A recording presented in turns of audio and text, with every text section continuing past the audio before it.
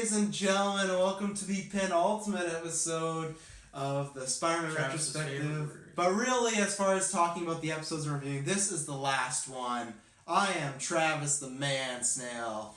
I'm the wall-crawling menace. Yes, ladies and gentlemen, this is pretty much end of an era. After this, we are going to do a rankings episode of the entire series, but as far as reviewing, this is it. This is one of the first spin-off shows. This was a spin-off of the spin-off show. We started this about 3 years ago now. It's been a long time. It's been a long time. Yeah, we had some bumps in the road. We lost a member. Lots of delays. Like Mary Jane, he got vanquished into another dimension. Yeah, and just like this episode, we'll find him in another episode, but not you'll never get to see it, Finale. But that's why me and Taylor took the approach with Clone Wars Retrospective. We said we're gonna record it all before we release it because it's life. We get busy and whenever we started Spider-Man Retrospective, I felt like it's also before Gwen, so I was like I feel like we all had a lot of free time because we were going boom boom boom, and then school comes out, work comes out, the dark ages. How you feel about this coming to a close? Well, I mean, yeah, we have one more episode, the ranking episode. I feel like that's where we're really going to be sending it home. Yeah. But, this is... What did it feel watching these last 5 episodes, knowing you'll probably never watch the series again at least? This is split into... There's a 3-parter. Yeah. Secret Wars, followed by a 2-parter, Spider Wars. But it kind of feels like a 5-parter. Yeah. In that there's a kind of character story that's introduced in this first of 5 episodes. And it's closer than the last one, and the last one's, we'll talk about when we get there, but it's intense. There's wild. I warned you. There's a lot in there, and this is full on Infinity War. Yeah, it's bittersweet to be at the last episodes here, but at the same time, I like the way they close it out here. This is a fun 5 episodes. And like Dylan said, we're doing the last 5, so if you want to watch along before, but so I'm pulling up the classic Wikipedia. This is going to be the last time reading these, oh boy, and these are some paragraph-filled ones. Really? Secret Wars Part 1, Arrival. Madam Web brings Spider-Man to another dimension where he is brought before a being known as the Beyonder, who has chosen Spider-Man to be part of an experiment to see if good is more powerful than evil. He finds Paradise Planet and introduces a band of villains to take over. Doc Ock, Doctor Doom, Smythe, the Lizard, and Red Skull. I can't wait to talk about this lineup. And it's up to Spider-Man to lead a team of superheroes to save the planet. Spider-Man summons the Fantastic Four, Iron Man, Captain America, Storm, and...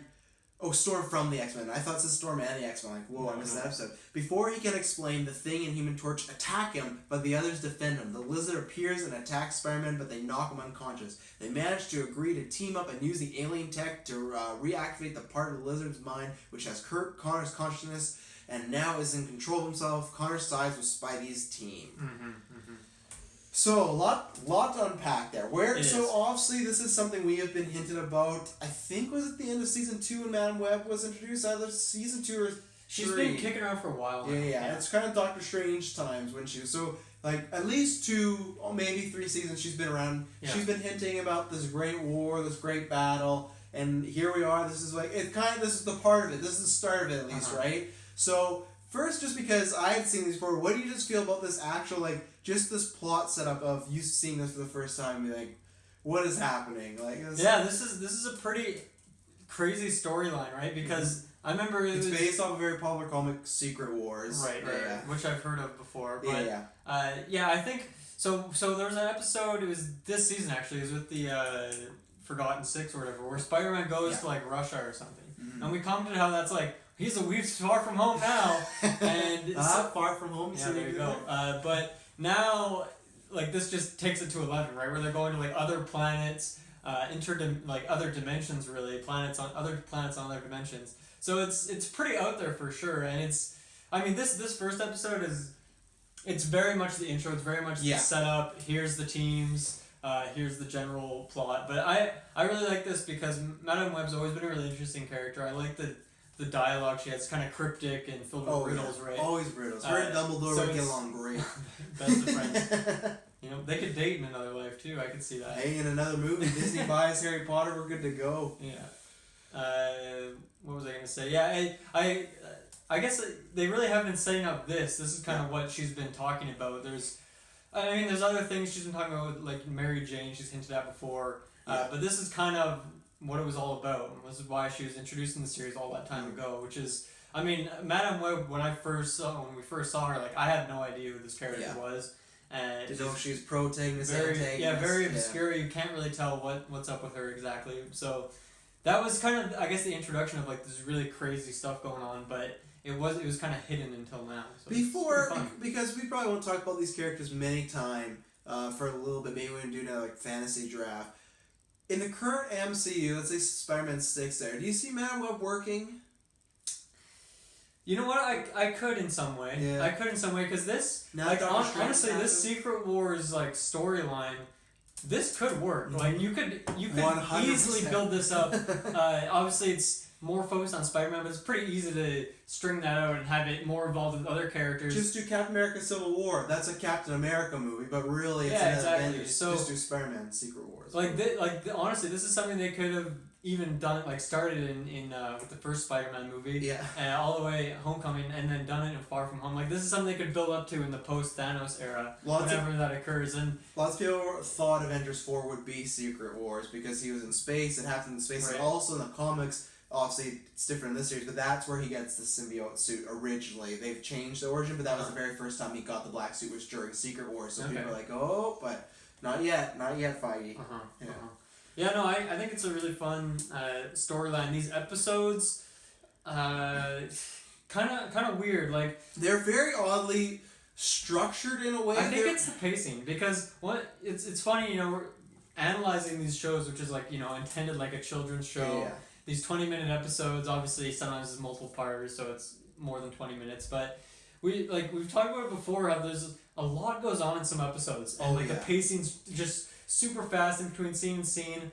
Some episodes are more basic, you know, just one villain, and it's, you know, kind of more simple. And obviously, multi-parters can get out there. But I feel like the pacing's always been really on point. Where obviously you don't get tons of development for the characters, but you get enough. And you get, like, you know, fun action scenes, you throw in some MJ Felicia stuff, that. But I felt like this 3-parter, for some reason, just felt super rushed. And obviously it's a big storyline, it's a lot of characters, a bunch of new characters that they're introducing well between Doom and the Fantastic Four. Yeah. But I felt these 3 episodes more than any felt pretty rushed. At least parts 1 and 3. I think episode 2 was pretty good. Episode 2 is good because it's not standalone, but it feels a lot more. This is like a point A to point B, but 1 just to set up, and 3 is wild. It reminds me a lot of, for me, a much better version of it, but it reminds me of the first time I saw Justice League, when it's like, this character's here, this character's here, there's this villain, this is happening now. This is different because at least we've met these characters before, we have some backstory, but it was just so quick, and it's very weird they do like a Two Towers moment where they split up all the characters at some point, and it's very strange because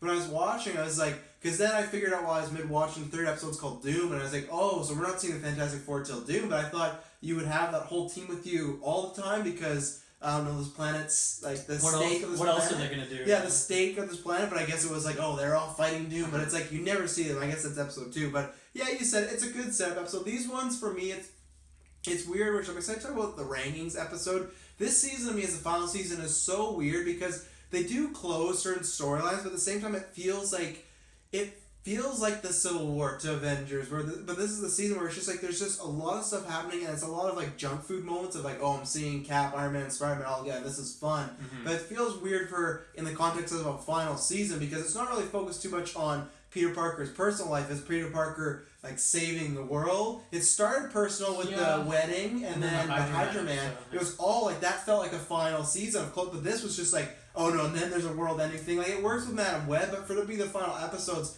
I guess it's always not jive with me. I said to you in our chat, I always wish there's one more episode of just like a closure with Aunt May, with Harry, with MJ. Yeah, that's true. We don't see Aunt May at all in these 5 episodes. I kind of forgot about that. And that's the thing where it's like, I really enjoy these episodes. If they happen in the middle, I still love them for the entertainment value, but all 5 of them, I wish there was more. But as far as this one, it's a good set of episodes. I have notes. I have definitely stuff to talk about as far as how do you feel about the Beyonder? He is a classic Marvel, just out there. His first line was super cheesy. He's like, I come from beyond. I am the Beyonder. Yeah, it sounded like a joke. But I ended up liking him because he's very much like he's pretty much the same as Madame Web. Obviously, they come from the same place or they've attained the same amount of power, something like that. But I liked him. I thought he has a cool look and a cool voice, and I like that he doesn't look like that in the comics. In the comics, he looks like that guy up top there. He's not. He like, looks much more evil. He looks like a yellow Joker or something. Yeah.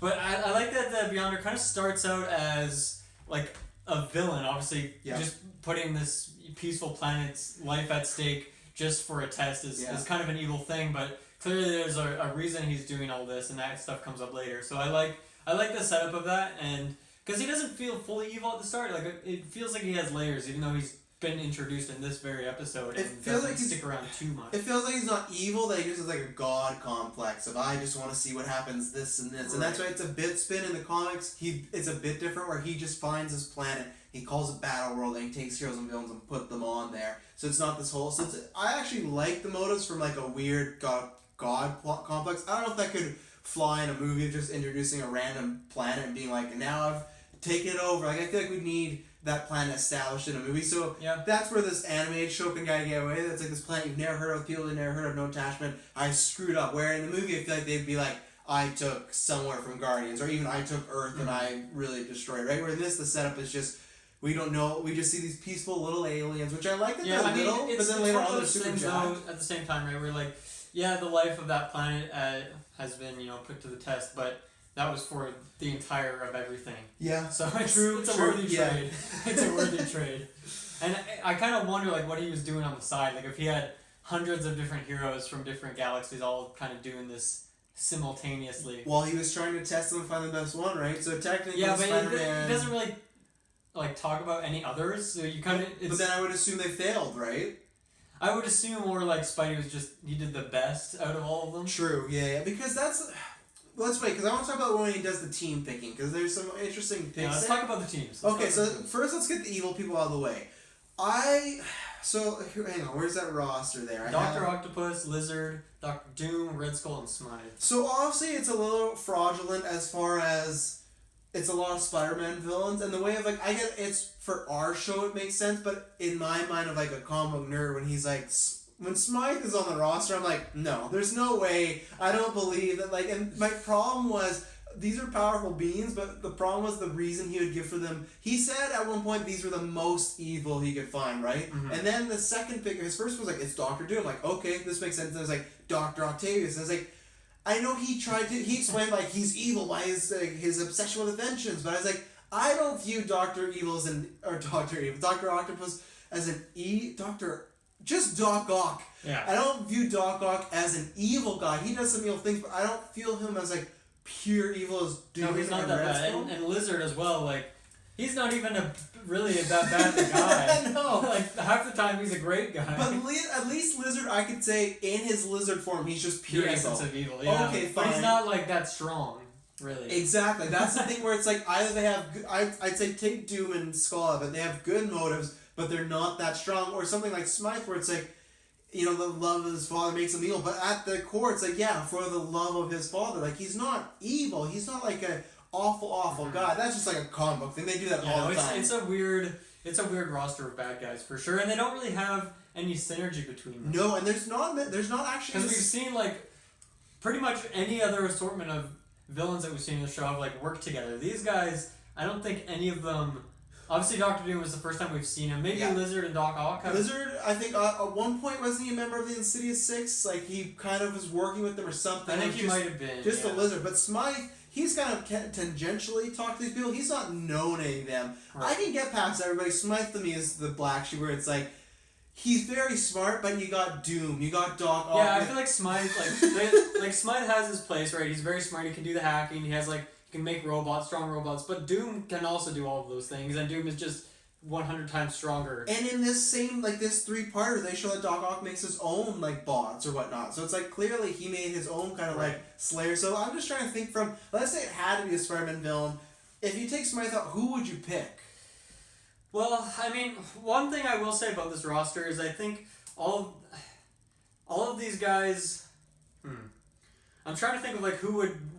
just by their own accomplish the Beyonder's goal of being these evil force taking over a planet. So I think Smythe, Red Skull, Doom would do that. Dr. Octopus, I don't see him as the taking over planet kind of guy. I see him as taking over an organization or a city possibly. Lizard, bad pick. You never know what he's really doing. You're just gonna show up with his wife and he's weak. That's all it takes. my 3 picks were, and they're all because of I was thinking about, but they all make sense. Were either Dormammu or Baron Mordo because like that's a great idea. And if you want to just go because Lizard in this one he gets turned or Smythe like he plays like we'll get into him. I think they just have him in this episode so he can do like his kind of turn. But really, if you're looking at people that are just pure evil, you gotta put Carnage in there because we talked about that whether you love it or hate it. That character is just, I want to hurt people. And if you want to put him on a planet, obviously he's not smart or whatnot, but he could be, he's easily manipulated. Well, no, he's manipulated by Dormammu who said, I'll let you keep the symbiote if you help me. Yeah, but you don't put Carnage in here because the reason for this test is to find out who's strong enough to stop Carnage later. So I don't think you put Carnage in here because of the I forgot it's about not technically in Spider-Carnage. It's not in Secret Wars when that happens, but it's a Dumbledore. Oh, I know something you don't. Right. Okay, then I'm trying to think of who. Because I feel like Venom. I don't feel like Venom fits in the team. No. I think he's a better pick than Lizard. I'm going past because I feel like Smythe is overall he's not that powerful and he's not that evil. I think Hobgoblin would be a great pick. Yeah, but once again, he comes up.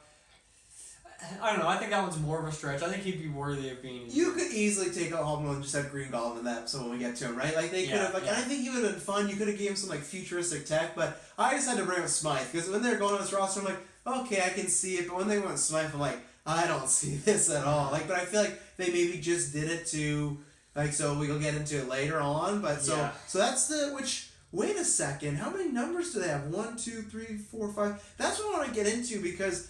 I feel like teams are not a balanced amount of people. Well, is that what you're getting into? In so many ways, in numbers, but in powers as well. You throw Smythe on there. Smythe can't take out anyone from Spider-Man's team. Like maybe Black Cat, but we'll get into it. Let's leave Black Cat till later on, which that's a strange. Well, she doesn't come up in this episode. No, but she gets to be part of the team, right? So he gets to summon 7, right? Yeah, he gets to summon 7. So he picks the Fantastic Four. But he doesn't. One thing to mention, he doesn't know that when he's picking the team. Yeah, they did say that. Did they say you get 7? Yeah, you get. I thought they just said pick the strongest heroes. He's like, I'll pick the Fantastic Four. He says that without thinking, and then it's like you have 3 more picks. no, they do say that because I was specific. Okay. Yeah, some of those with Emily because we'll get into this. I go Fantastic Four, Iron Man, Cap, and then Storm. So my thing was Fantastic Four. That's a big pick because that takes up 4 slots. It's a massive pick. How do you feel about that, just the Fantastic Four? Because I feel like Reed, scientist makes sense. Sue bears that, like, she can make invisible barriers. Yeah, that's the thing with the Fantastic Four is none of them really have enough character on their own, so they get packaged all the time. 100%. I don't think they needed to be on a team, like, I don't think they all deserve to be here. I think Sue Storm's powers really helpful. Yeah. It was shown that she's strong. I think she deserves to be there. And Mr. Fantastic, I'd say as well. He's a scientist. You need some sort of smart guy on there who can like run ships and hack terminals and stuff like that. Thing and Johnny Storm. Episode 3 proves why the Thing should not have been there. He is not. I think it's good to have like a big tough brawler, someone who can take a hit. But really, Iron Man is kind of that guy. Cap can also kind of get the Hulk. Guy. Yeah, the Hulk. But because we didn't meet the Fantastic... We never met the Hulk, but we also never met Fantastic Four. And the thing is, the Hulk, at this time, along with Iron Man, the Hulk had an animated show going on. Same as Iron Man, they only lasted 1 season. Hulk would have been a lot better. Oh, yeah. Assuming he is controllable. True. I mean, Thing kind of has a temper as well, but he also has the other people who, like, if either one of them says to do something, he'll just do it. What's another big Marvel character that you could... I'm trying to think you could bring over. Yeah. I don't know. I can't. You could get Eddie and just say, "Hey, we'll give you your scientist girlfriend back if you help us," and he would have helped because remember the last time we saw Venom. He's not necessarily a bad guy, right? He just kind of goes wherever the. And last time we saw Venom, he was helping Spider-Man fight Carnage. So you could find a way. I just feel like when he picked the Fantastic Four, and especially Human Torch too, he's just there to like be another quippy guy. Human Torch's performance not great. no. So that caught me off guard, especially because this is the first time we've heard them mentioned, but they've never been in an episode before. So I can't remember them being mentioned. Maybe I know they didn't show They've up. made jokes. The very pilot, they made a joke where Spider-Man's like, "Can't the like someone calls him and he's like, why didn't you call Fantastic?" Like he makes some quip, but they've been mentioned. So next one, Iron Man. Good pick. Solid pick. Very smart. Has really strong powers. Has a history with them. They work together, right? Like, I'd say get out Johnny and just bring a War Machine. Like I feel like I'd rather take War Machine and Iron Man than Fantastic Four, but there's a lot of better picks. I feel like I think you take just more X-Men. Oh, take out the thing, put Wolverine in there as a strong guy. Okay. That's your new brawler. That'd be a much better pick. And then also replace Fireboy with like I think you gotta bring Professor X. Professor in here, X 100%. That's the easiest pick of all time is Professor X. I think Storm is a great pick. Yeah.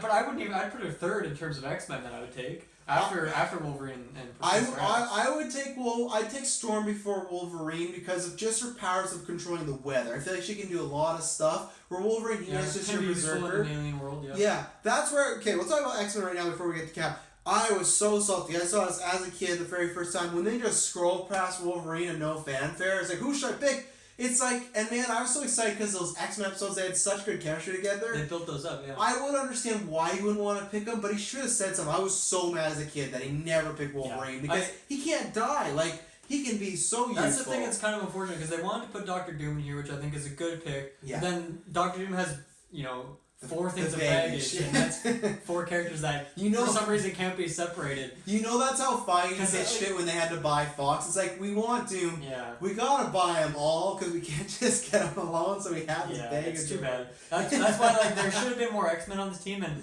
I could have seen this team working just as well with no Fantastic Four, just all X-Men, but then it might have been harder to string Doctor Doom in. You still could have done it. Well, Red Skull's easy. Red Skull's a Nazi, and that's why. I was gonna say, why didn't they have Magneto on the bad guy side? But you can't have him team with the Nazi guy because that would have been a conflict of interest. Right. So I was hoping Red Skull and Cap are opposite sides, so that's a good pick, and I think Cap is a phenomenal pick. He's got a heart of gold. He's smart on. He's a good leader. He's smart on his feet. He's very flirty. So that was very strange. I can't wait to. But I was with you 100% on. I'm with Storm, but you gotta pick Professor X. I know Spider-Man would be like, maybe he can't keep up with us, but Thing could carry him. You gotta pick Professor X easy. I feel like he can just look at those guys, other than Doom because his helmet, like the rest of them, he could immobilize these guys like nothing. Even Doctor Strange should have been on this team too, because he's met Doctor Strange. 100%. You know what? And he deals with the universe. I think you kick out. Because if you have to keep some of the Fantastic Four, obviously they're always a package, but easy, you kick out Fire Guy and we play Ultimate Alliance, we keep them all the time. You don't even need to put Professor X in there, but I think you put Wolverine and Doctor Strange, boom. 100%. Dream team. 100%, and it's weird that I feel like this is it's a story, I almost said movie, it's a movie, it's a storyline about Spider-Man being a good leader, and from the show, okay, it works out, so good for him, but as a fan on the sidelines, I go, Spider-Man, not the best team captain, because I feel like he doesn't even sit this out, like I said, he didn't even go like you said, Fantastic Four, he just went, Doom's here, so I have to pick them up. Yeah, that's the thing, right, if you're looking at your roster of villains, obviously Dr. Octopus and Lizard, and even Smythe aren't that scary. No. I'm actually kind of, but if you see Red Skull, it's like, okay, Cap, boom. That's a 1-to-1 ratio. That's pretty good. 100%. But, actually, at the context that Dr. Octopus, Lizard, and Smythe are the 3, Spidey can take all those by himself. Really, if you've never seen Doctor Doom, and he's very strong, maybe that is actually the best strategy. You know what, now I'm turned. I think that, I'll disagree, because he still almost lost it for them with the Thing, though. In episode 3, that almost bombarded them. I guess the other thing is... But still, he had no idea about Doctor Doom. Well, maybe he did, but we don't know that. If you don't know about Doctor Doom, and that's the big mystery, because even Red Skull, Cap's villain, but he's faced Red Skull before. Yeah. This is a big mystery, and I think it's actually fair to bring 4 people in who have fought this guy before. And successfully. The other reason I'll give him a pass for Fantastic Four is he has a numbers advantage. So it's not even 5v5. It is, so it could be 5v5. He just took only that? Yeah, it could be 5v5, but it's not, so it's like... He gets to add people later. Yeah, it's like, I know, I'm kind of mad about that. And it makes really no sense. But Johnny Storm and Thing, even though I wouldn't pick them, it's they're just kind of appetizers. They're just dessert. They're on the side, right? So it's kind of fine that he picked them. So I thought it was a quite strange picking, other than you had your Avengers Infinity War boys there with Iron Man, Cap, and Spider-Man. I like when they're hanging out, but the rest of the team, and I get my point on this is Storm, I understand the powers, but I felt like in that X-Men episode he had such a more rapport with Beast and Rogue and even Professor X. I feel I don't remember him having I will say that as well, if you could take out Mr. Fantastic, replace him with Beast, and that's an adequate, because they're both pilots, both scientists, and they're both, obviously, one guy's stretching, one guy's really strong. Both kind of equal in terms You of what gotta kind of powers keep they Reed want. though, because he's the same as Cap. Him and Doom grew up together, so you gotta keep Reed. Yeah. They're like brothers True, that like true. make. So it's like it's tough, but like it works. But it was in the episode. I was like, wow, this is some. He put no thought in it at all. I really liked the chessboard too. I don't know why, cool. but I want that as like real life. It Just could never with get pieces. licensed, but yeah. What else do you gotta say about this episode? So yeah, the only thing that really happens in this episode, other than all that setup, is at one point the team is fighting just a bunch of giant worms. From Beetlejuice or Yeah, it's a cool fight. But okay, so actually there's two things. So first, the team is just kind of hanging out, and then Lizard comes out of fucking nowhere and he just starts a fight. He's like, "I'm gonna take you out, Spider-Man." All of them. Yeah, all 7 of them are there, and he's like, "I'm gonna fight you." Gets bopped hard, and then they go and they're fighting these giant worms, and then Lizard's coming out. And Lizard at one point, he just like has fisticuffs up. He's like swiping at these gigantic worms. Lizard's performance in this episode, maybe one of the worst performances I've seen in the entire show. In all 5 seasons, that was one of the weakest displays, like very stupid. And he's a scientist, like he's semi-smart, but obviously, the lizard brain makes him not so smart. Yeah. But that was really, really silly, and that's one of those things where it's like, okay, that's one of your 5 villains. I feel like all these villains kind of go down in lame ways, and that's why maybe I was a little disappointed with this trilogy a little bit. But Lizard by far is stupid, incredibly stupid. I mean, after that point, he joins up with them, and I like that part. I think that's pretty fun. But I think they could have come up with a better reason for why 100%. Lizard turns. Yeah. Or at least he could have had some sort of fight where maybe he gets a jump on someone in hiding or something. Well, especially he's not even the strongest Spider-Man villain, so for him to take on all 7... No, he was in the very first episode. Yeah, to take on all 7 was what... Well, wait, it's 8, because he has 8. So Spider-Man has a 3-number advantage on the evildoers. So to take on all 8 people... That was quite a feat. Yeah, because at the start. Yeah. Plus Lizard, plus Black Cat. Plus the worms too. He had to take on Lizard. Worms. So yeah, that was crazy. All the way to the 3rd episode. I feel like I agree with you that Doom went out like a little not the greatest, but at least he got moments where he took on everybody. Right? He got those villain moments like, oh, he's really strong. It was just he didn't put enough stock in the thing, right? He kind of downplayed him. Where Lizard, he had no game plan here. Like, and the other thing that's weird as far as the setup for this episode is I feel like the Beyonder talks like the villains are going to be working together, but that's not really the case once we get there. They're all split up. They're not really together at all. I don't even know if Lizard was with any of them or if he was just on his own, because Doc Ock was alone, Skull was with Smythe, and then Doom was on his own, so I don't even know how Lizard played into this. What evil did he really do? Nothing. He did nothing. He had like a year. I don't know how long they had time. They jumped a year ahead. I couldn't believe that when he's like... they had a year to destroy this planet, and Lizard...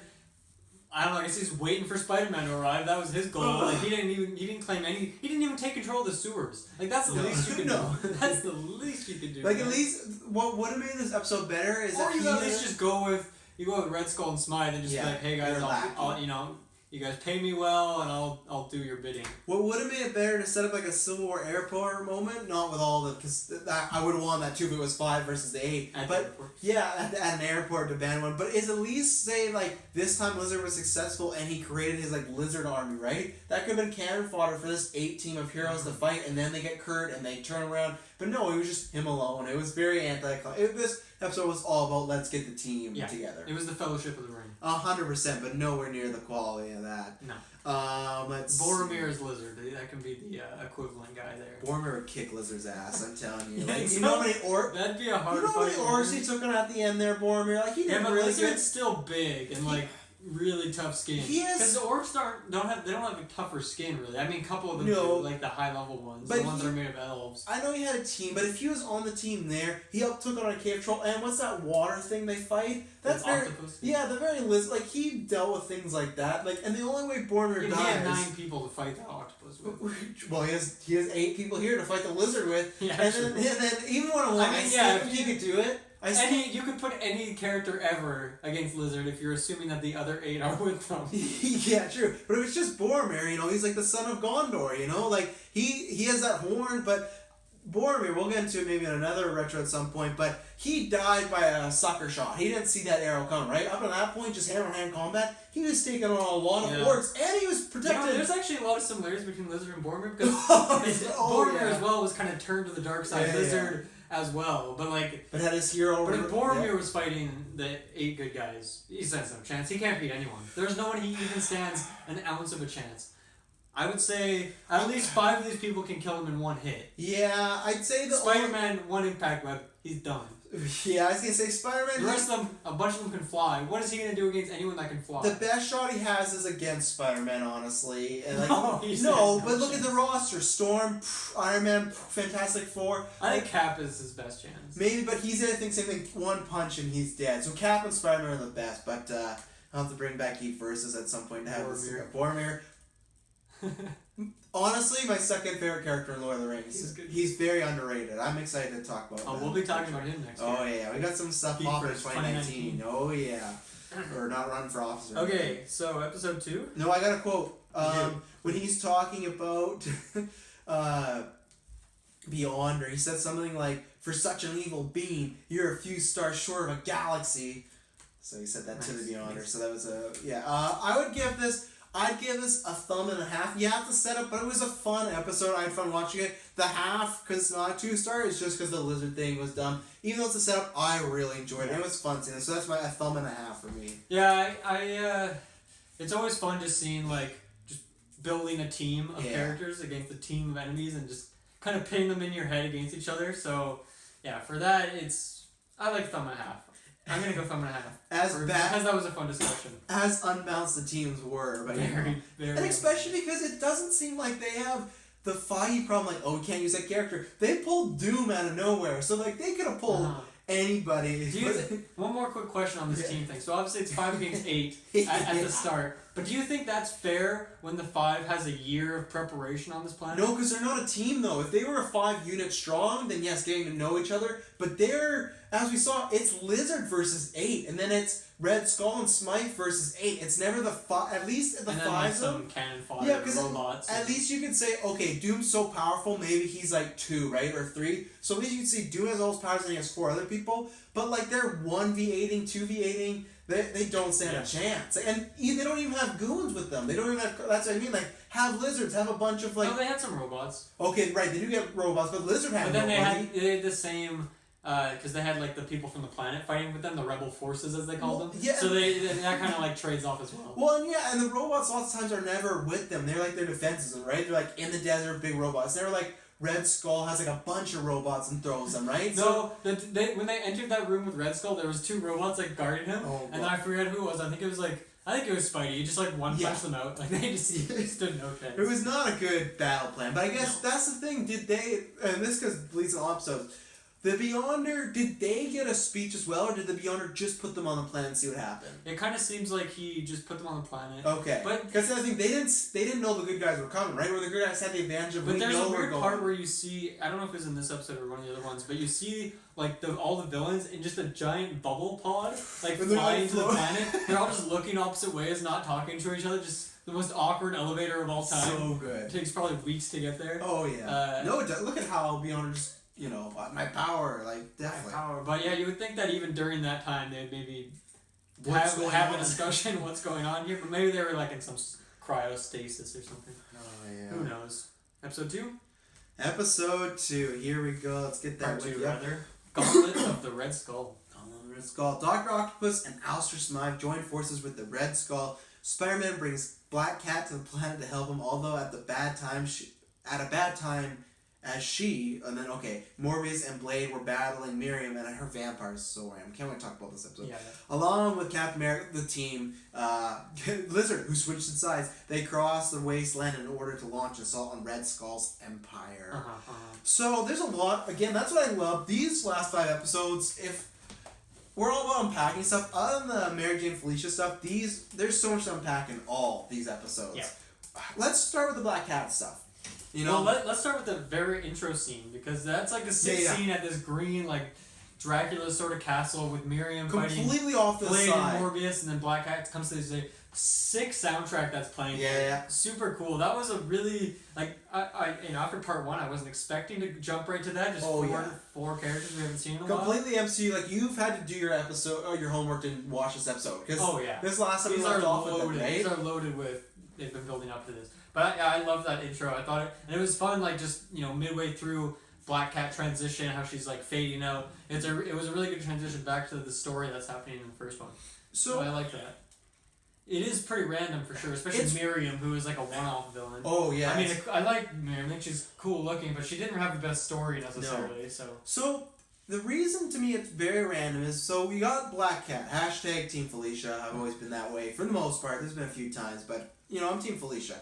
So last time we saw her was there's 2 last times. We saw her way back in last season when her and Spider-Man were getting jiggy with it, and then she left to go help Morbius, right? And then the wedding happened, the premiere, and she was back at the wedding. Kind of flirting with Spider-Man. Yeah, she dons the gear, she helps Spider-Man in that wedding, fight off some bad guys, and she even says, he says, aren't you after Morbius? Like, oh, maybe I'm kind of done with that. But then, it's like the wedding never happened, not even just because clone Mary Jane. The wedding never happened, and Black Cat is just back with Morbius. It felt very strange and off because it felt like she was maybe done that adventure and it just picked up that she was with them. Unless, like I said, I don't remember a line. It's been a while since we watched it, but I remember her implying that she was kind of done chasing Morbius around. Yeah, I don't know if they were together though. Like obviously Morbius has a line that's like, "Oh Felicia, I love you," but he was always like that, right? It was more Felicia that was wavering. Maybe she was there. Obviously, she probably still cares about him. She just likes to hide her emotions pretty well. But also, maybe they just needed some help, gave her a call or something, or maybe Black Cat just knew that Miriam was very powerful and should be there to help them fight her. So my question is... I mean, it's very quick, right? You don't really get the full story of why that battle's happening. It's very much just like... I mean, these last 5 episodes feel very much like a victory lap, right? It's, hey, remember all these characters. A best of, and so...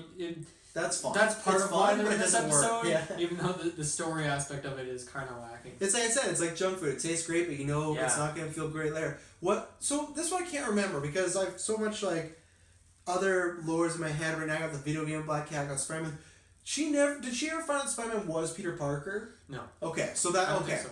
Okay, because for a while I was very worried because she's full on Spider-Man in this one, and in her timeline, she saw Peter Parker marry MJ, and I don't know if the whole world knows MJ just melted away as right now. So at first I thought there's some adultery going on right now. Black Cat was just fine with it. But so I don't know, maybe it's because remember last episode Spider-Man did say that he couldn't be with Felicia? Like maybe she was like, oh, I'll go back to Morbius because Spider-Man, there's nothing here for me. Oh yeah, she is the definition of wishy-washy. She had that fiance at one point. Hobgoblin. She was Hobgoblin. She was with Flash like early on. Yeah, right? yeah. So yeah, she is the definition. She was with Peter, who technically is a different person. She doesn't know Spider-Man, right? Right. So that's like 5 characters in her mind, at least. Yeah. Probably more. And I'm sure something happened with Harry at some point. He was around. Yeah. Harry also's dated a lot of people. I feel like Harry gets a lot of like kind of pity. Some pity hookups. But then Deb also like falls in love with like him when he's crazy. No, Liz Allen did. Randomly, go check out the wedding episode. Just great. I've always loved you, Harry. But he's definitely the rebound. I've always loved you, Harry. What? He's definitely the rebound guy, Harry. So I can't wait. He pops up soon. So he gets the award for reddest hair for sure. 100%. Well, actually, it's an own color in the color spectrum. Like the dictionary, they should have like red, orange, and then like Harry Osborn, 1994. So she gets sucked away. So obviously, here's the thing. I feel like this is breaking its own like canon because he gets to pick 7 combatants, right?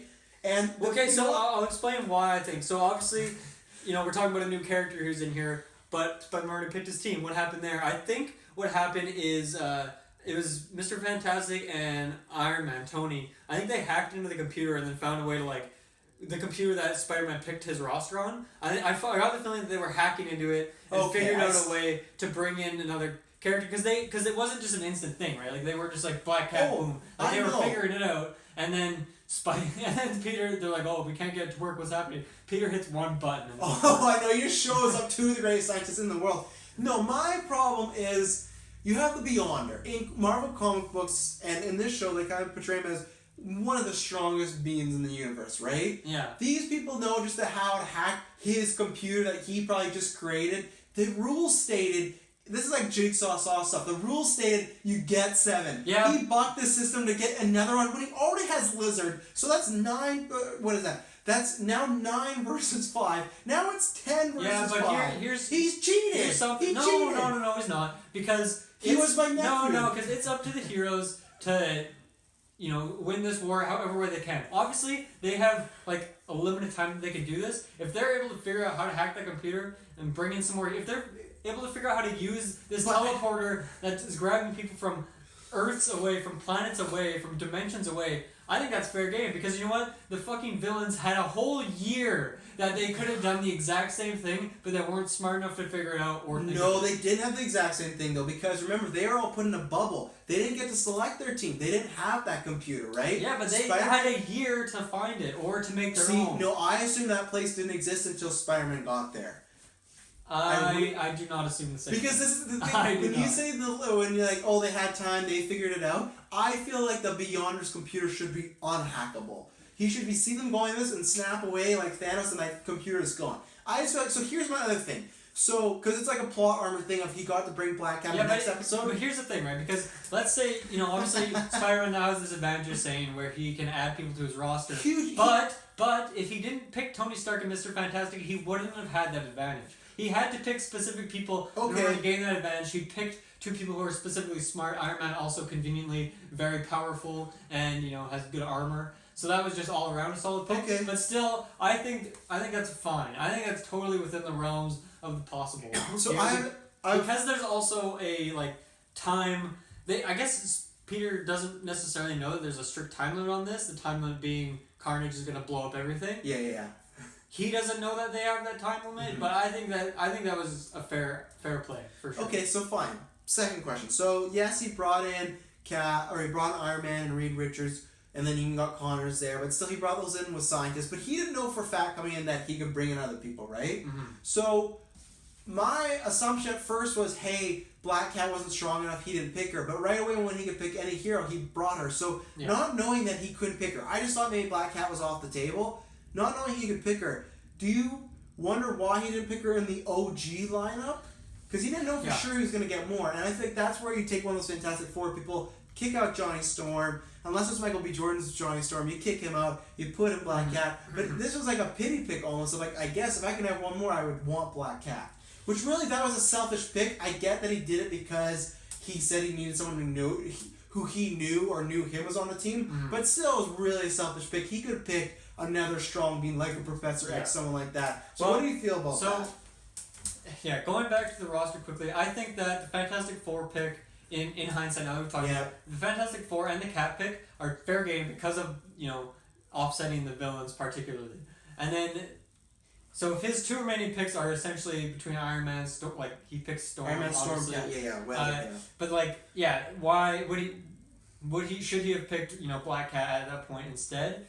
I don't know. I think he picked her later because he didn't know what he was going up against originally, and after I think he realized pretty quickly that he needed some emotional support, but also maybe he had these vibes of I'm gonna die. Maybe I want to try this one last time. Well, it's assumed too. It's kind of insinuated because they kiss in this episode, but it fades way to another scene, so we don't know what happened in the middle of that kiss because that happened. Yes, but that wasn't him instigating that, and he was already. No, I'm just saying they could have insinuated that they got it on in the middle of these battles because I'm saying in a movie standpoint, when it usually happens in a movie, characters kiss, they fade Daredevil style, and then they're in a bed, right? Ben Affleck. I'm saying the way they did in the TV show was they kiss and it fade away, and then there was almost like a mini time jump. So I think they could have got it on. They're both single at this point. It doesn't matter. I was playing devil's advocate. I think for sure you pick Iron Man and Cap over Black Cat because the Red Skull thing. Iron Man is clearly more powerful than Black Cat, but I think in this. How about Storm over Black? I think you gotta have the weather. You going to a planet, you have no idea what it's like.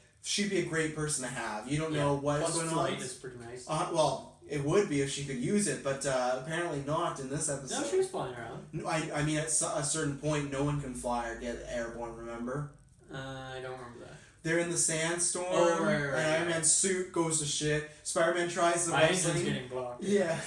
Spider-Man goes to web sling just to block fall. He's like, I'm not doing that. But I'm saying 100% I think Spider-Man Black Cat got on this episode. Yeah, he's missing I'll disagree. he's missing MJ, but we've seen him do it before. No, because there's many times in the show where we've seen it implied. The way they did like a film like fade away and then there was a time jump. Something happened there. That's my prediction. Hashtag, he got Team Felicia one more time before he got... There was sand, it was rough, it was cold. Oh yeah, before he knew there was a chance he could see MJ again, he's like, well, you know, Felicia's here, and this is... Yeah, that would be awkward when he finally gets back to MJ, and it's like, hey, I'm coming for you, I married you, but it wasn't actually you, it was a clone. Oh yeah. And then I also got on with Felicia, and then he just like goes on to the next topic. He tries to brush it up. You want to get married again? And then MJ, you know, doesn't see that as enough, you know. Yeah, goes back to Harry. Yeah, exactly. But yeah, Team Felicia. I don't know, no, not Harry. Harry, no. It takes a lot to go back to Harry. Split up from Peter, possible. Go back to Harry, that's a whole other ballgame, especially when he's full on crazy now. So let's talk about Doc Ock. Doc Ock? Yeah, honestly, I'm kind of forgetting what exactly he does in this episode. He was on his own. They said he makes like a robot, right? Yeah, he had Octavia, sister city to Latveria. Right. So, which they were opposing, and then it made it sound like, I think Doom took over Octavia, and then when he decided he came into Red Skull, it made it sound like they were rivals at one point, but then he came to work with Red Skull, and then remember him and Smythe at one point were like, oh, we're just going to use him. Yeah. So Doc Ock almost felt like a pawn in this episode, which kind of sucked, and he didn't... Well, he got demoted to goon status a long time ago. He did, but I thought he might get another chance when he got selected as one of the 5. I'm like, okay, they're giving him his due, but really, again... Like, Doom made him his bitch and took over his own country. Yeah, it's true. I mean, really, like, the Octopus was pretty strong and obviously smart. I think he's maybe a bit overconfident at times. Yeah. But, you know, obviously, as with most of the villains in the show, what was his ultimate downfall? Spider-Man. Spider-Man's gone, so he has complete control to, you know, actually gain some power here and maybe a good following. So he doesn't really take up that opportunity. Yeah. And then how does he go down again, exactly? I feel like I can't even remember, and that's how bad it is. I feel like he's quite forgettable. Yeah, unfortunately. And that's where one of the things where like says the junk food thing, like he's an OG character and he kind of gets brushed aside for these newer, shinier toys, right? But he has those bots, the Octobots in this one, so there's that. But yeah, that happened. Also, I wanted to talk about because we should talk about it while we're talking about Black Cat. The other reason why I thought Spider-Man maybe got it on with her because he was getting pretty jealous in this episode with a certain somebody talking to Cap, and I just felt like that would be a Peter Parker move. The way he was talking about the jealousy though, it seemed like something that was surprising to him. Yeah, he didn't realize, like he didn't think about that. So I don't get the feeling that he brought her. In hindsight, I don't think he brought her there like to instigate something. I don't think he brought her there. I think the combination of he might die, you know, they've Cap is pretty jazzed. Yeah, they've done a lot of studies that show, you know, dramatic moments can bring people together, and he's gonna, you know, he can't up Cap in many things, but I like that scene was happening where he's just like, oh, you know. Just Cap and Black Cat talking in the background. That scene. So that scene is pretty much from the team. Is just, you know, they're on foot at this point, and they're too towering, or they're too towering. Yeah, they're in the travel sequence, as you will, and the same trap keeps happening where it's just a rock that falls, and then like more rocks fall. Yeah. But anyway, so Spidey's like, oh, I'll take the lead. My spider sense will give us a clue, and Cap's line is fucking hilarious. That's an excellent idea, Spider-Man. Black Cat and I will take the rear. The way he said it was like, wow, he's really going with some innuendo. And this was after the flirting scene too, so it's like, oh boy, what's happening because here? You don't need 2 people to take the rear. Like he's clearly, if 2 people are taking the rear, that means something else. In actuality, they were bonding over their like hate for Red Skull, right? Because he had both affected their life in negative ways. They just revealed this episode that Black Cat does have a history with Red Skull, or was that? No, they revealed that in season 4. Right. Yeah, way long ago. Yeah. The other thing I did like at one point was all of them were walking, and I was like, why is Iron Man not fly? And I said that the second I said that, he says, my suit may fail like the hovercraft in this situation. So I thought I was very happy about that because Iron Man, who, you know, I just was like, I feel like he could still fly through this. They've covered it in a script basis. So just the little things I liked. Yeah, and then at one point, there's a big sequence where the team is getting chased by some lava, and there's like they're all saving each other. It's kind of like this. There's this really nice tension between, Black Cat at one point like fumbles and she's like falling down, and then like Spidey tries to save her, messes up, and then Cap saves the day. But then Spidey comes around and like pulls her up. So that was a really fun scene. Like everyone just helping each other out. Maybe they had a 3-way in this time jump. Maybe I don't know. That'd be pretty. That'd be something else. I'm sure Cap's shield serves as a nice little pillow. A nice pillow. But the funny thing that happens there is after that, Iron Man's kind of beat up, and he's like running, his suit's running out of power, and they're like, Iron Man, what's wrong? He's like, I need to recharge, and they're like, well, how long would that take? He's like, 10 hours. I need 10 hours to recharge before we can continue on. That was so funny to me. And that's why I assumed that stuff could happen, because they were there for 10 hours and they were making out. So you know what? They had lots of time to kill. No, because then they're like, that's not going to happen. Oh, so Lizard hacks okay, and the system changes some stuff out. So it only takes an hour. But I just thought that was a hilarious response. Like, dude, we don't have time to wait for you for 10 hours? Until they do later, and they're like, oh, we need to rest. Yeah. All right. Yeah. You do you. What else you got on this episode? I wouldn't say it wouldn't be a Spider-Man retrospective last episode review if there wasn't a goddamn Spider Slayer. Because what does Smythe have in this? Oh, yeah. The Guardian Smythe Slayer. another robot. Yeah. Gotta love. Anytime Smythe's around, two things That's that he's nice going to talk go back about. to the very start of the show, right? Yeah. That was in like episode 2. Yeah, when Dylan and Kyle were like, I don't know if we should do this. We're not really enjoying these episodes. And then thankfully it turned around. But if Smythe's an episode, 3 things are guaranteed. You're going to see that gross body and hair. You're going to be grossed out, yeah. You're going to see a Slayer, and you're going to get his father mentioned, because that also happened in this. Yeah. Why does he turn? They're like, because he does something to help them, like opens a door, and then Spider's like, why did you do that? He's like, I need to get back to my father. It's like, of course. Yeah. Everything I was that's super the most bummed by lazy that writing I was super bummed by its Smythe, especially because if you haven't seen the other episodes, then that makes no sense at all, right? Like a homework episode, yeah. Yeah, and it's stupid anyway, because in the next episode he's working with Kingpin again. Yeah. So it just like has no reason, and he. Well, no, that's a different dimension, Smythe. That's why. No. Is it? Yeah, when it's in the last 2 episodes. Because what happened is this. Right, remember that's like they the said. Ben Reilly timeline. Well, yeah, and remember they say these 3 episodes, none of it matters, because remember he says the Beyonder says he wipes everyone's mind. So none of this happened for anyone other than Peter. He remembers it all. Right. So that's why. So this Smythe is a different Smythe. But the other thing for me that's lame is just, we've seen that so many times be Smythe's motivation. I get that, but it's been It every just shows time. that he's a character that everything about him has kind of been played out at this point. Yeah, and he's had a good enough story for like how he's never. I think he's been the focus in one episode when he like turned into the Beast. But other than that, he's just kind of been around. But he has like pretty big screen time. Yeah. Compared to other villains, so.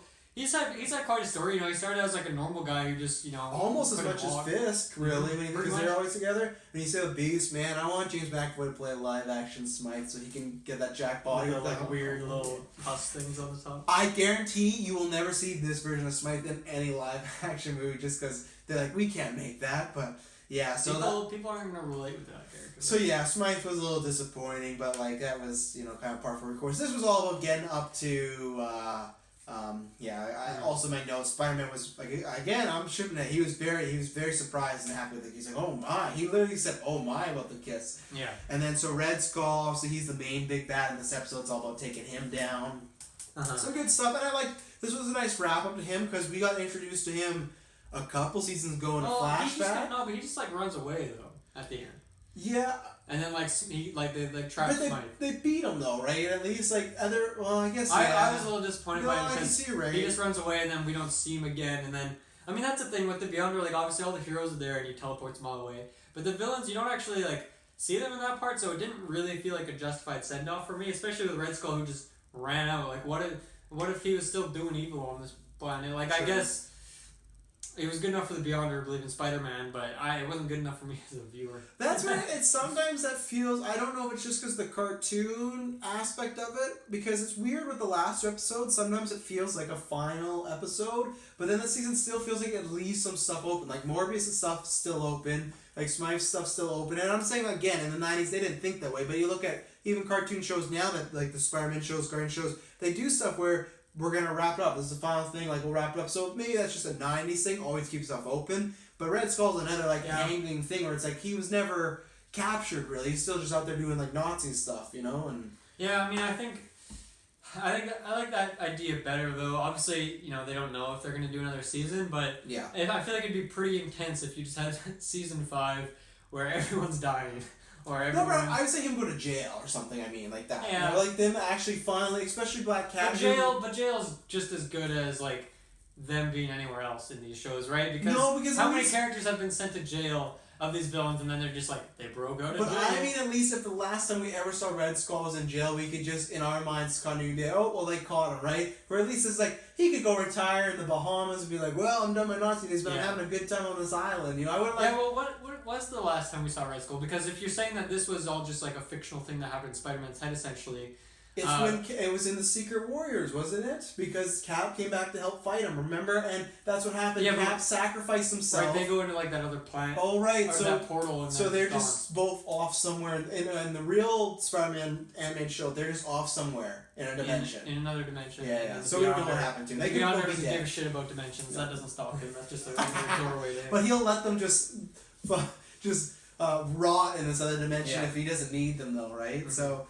At one point, Black Cat gets captured by Red Skull, and they go back to save her because they do this thing. I can't remember what they're looking at. They're looking at a battle, and Black Cat, Spider-Man's like, just stay here, we'll get Red Skull after, and she sneaks away. And then Spider-Man's like, look, we did it, Black Cat. And he's like, where'd you go? And they find out she's been captured by Dr. Doom, Red Skull. They save her, and Cap has this great line. He puts his arm over and says, we had to go back for our Black Cat. Yeah. Man, you knew her for a day, our Black Cat. Like, my God. That's where that fulfills your theory that like something happened in those like that rest period. In that 1 hour. And then what was so funny is while he had his arm over here, they transitioned into Morbius and Blade, and then Morbius literally says this line, she must be in good hands, because he says they just have some connection. So that was a fun transition. Yeah. So good for him. Like that's an interdimensional feeling he has with her. That's a pretty deep connection that they have. Oh yeah. They really send that spin-off show up. Anything else on this episode? No, I don't think so. I will give this episode actually just the one thumb up, just because I think we had a bit more complaints and whatnot. And I think because of the Smythe stuff again and Doc Ock, there's still fun stuff. It's a really solid one thumb, but just a one thumb. I don't think it deserves the half for me.